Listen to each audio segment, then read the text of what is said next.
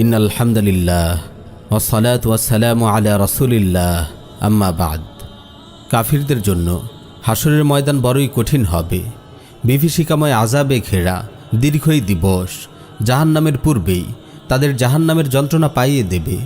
প্রতিটি মুহূর্তে তারা মর্মে মর্মে উপলব্ধি করবে দুঃখ, কষ্ট, যন্ত্রণা, অপমান, লাঞ্ছনার এক অসহ্য দহন।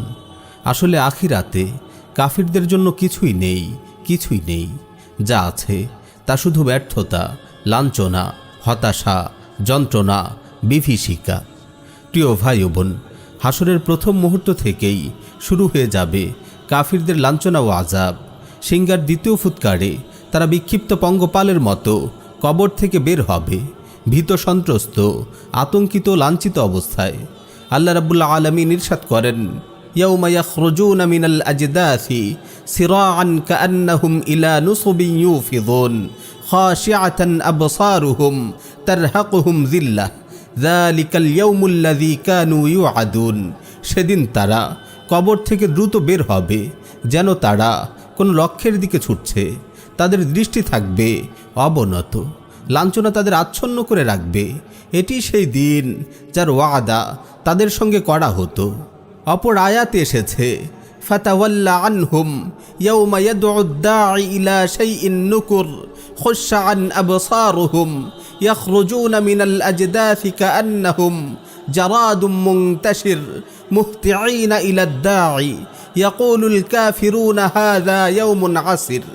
অতএব আপনি তাদের থেকে মুখ ফিরিয়ে নিন, যেদিন আহ্বানকারী আহ্বান করবে এক ভয়াবহ পরিণামের দিকে। সেদিন তারা দৃষ্টি অবনত করে বিক্ষিপ্ত পঙ্গপালের মতো কবর থেকে বেরিয়ে আসবে, আহ্বানকারীর দিকে দৌড়াতে দৌড়াতে। কাফিররা বলবে, এ এক কঠিন দিন।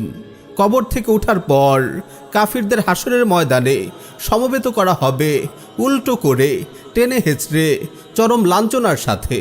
নাউযুবিল্লাহি মিন যালিক।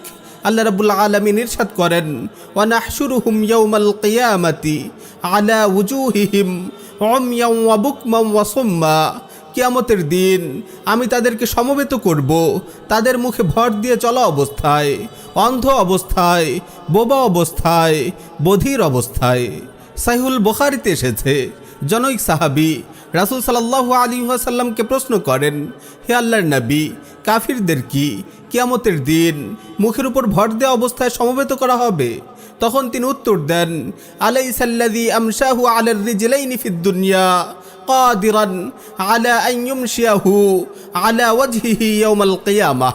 যেই রব তাকে দুনিয়াতে দুপায়ের উপর ভর দিয়ে হাঁটাতে পারেন, তিনি কি কিয়ামতের দিন চেহারার উপর ভর দিয়ে হাঁটাতে পারেন না? হাসরের ময়দানে কাফিরদের ভীতি ও আতঙ্কের কথা তুলে ধরে কুরআন বলছে, ইন্নামা ইউআখিরুহুম লিয়াউমিন তাশখাসু ফীহিল আবসার মুহতিঈনা মুকনিঈ রুউসিহিম লা ইয়ারতাদ্দু ইলাইহিম তারফুহুম ওয়া আফইদাতুহুম হাওয়া। আসলে আল্লাহ তাআলা তাদেরকে সেই কঠিন হাসরের দিন পর্যন্ত অবকাশ দিচ্ছেন, যখন তাদের চক্ষুসমূহ ভয়ে বিস্ফোরিত হওয়ার উপক্রম করবে। তারা মাথা তুলে ভীতবহব্বল চিত্তে দৌড়াতে থাকবে। তারা নিজেদের দিকে তাকানোর ফুরসতও পাবে না। প্রচণ্ড ভয়ে তাদের অন্তর হবে ভাবনা শক্তিহীন। আল্লাহু আকবার। কাফিররা হাসরের দিন এত বেশি ভীত ও আতঙ্কগ্রস্ত হয়ে পড়বে যে তারা যে কোনো কিছু ভাববে, এই শক্তিটুকুও তারা হারিয়ে ফেলবে। আমার ভাই ও বোন, কুরআনুল কারীম হাসরের ময়দানে কাফিরদের অবস্থার যে বিবরণ দিয়েছে তা শুনলে অন্তরাত্মা ভয়ে কেঁপে ওঠে। কুরআনের এই আয়াতটি দেখুন, ওয়াতারাল মুজরিমিনা ইয়াওমাইযিম মুকাররানিনা ফিল আসফাদ সারাবিলুহুম মিন কাতিরানিন ওয়া তাগশা ওয়ুজুহাহুমুন নার। সেদিন আপনি অপরাধীদেরকে একত্রে শিকলে কষে বাঁধা অবস্থায় দেখতে পাবেন। তাদের পোশাক হবে আলকাত্রার, আর আগুন তাদের মুখমণ্ডল আচ্ছন্ন করে রাখবে। আল্লাহু আকবার। ইয়া আল্লাহ, আমাদের হেফাজত করুন। প্রিয় ভাই ও বোন, আমরা পূর্বে একটি মজলিসে বলেছি, সেদিন সূর্য 1 মাইলের কাছে চলে আসবে। মানুষ যার যার ঘামের সাগরে নিমজ্জিত হবে। সেদিন কাফিররা ক্ষুধা ও পিপাসায় চরম যন্ত্রণা ভোগ করবে। আল্লাহ তাআলা বলেন, ওয়া নাসুকুল মুজরিমিনা ইলা জাহান্নামা উরদা। আর আমি অপরাধীদেরকে তৃষ্ণার্ত অবস্থায় জাহান্নামের দিকে হাঁকিয়ে নিয়ে যাব। সেদিন কাফিররা এত বেশি আফসোস করবে যে তারা নিজের হাত কামড়াতে থাকবে, তারা মাটির সাথে মিশে যেতে চাইবে।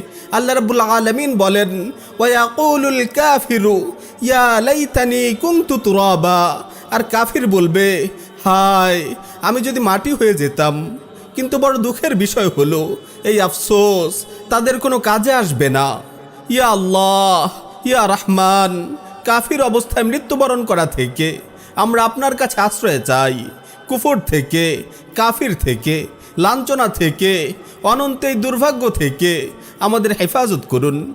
জীবনের চূড়ান্ত এই ব্যর্থতা থেকে, অন্তহীন এই লাঞ্ছনা থেকে, অসহনীয় এই যন্ত্রণা থেকে আমাদের হেফাজত করুন।